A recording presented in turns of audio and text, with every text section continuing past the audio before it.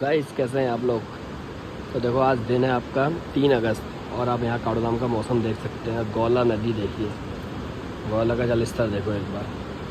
शाम के अराउंड 4 बज रहे हैं और लगभग दोपहर 2 बजे से बारिश स्टार्ट थी। मतलब इस साल की अभी तक की मतलब जो मैक्सिमम वाटर लेवल है ना वो अभी दिख रहा है।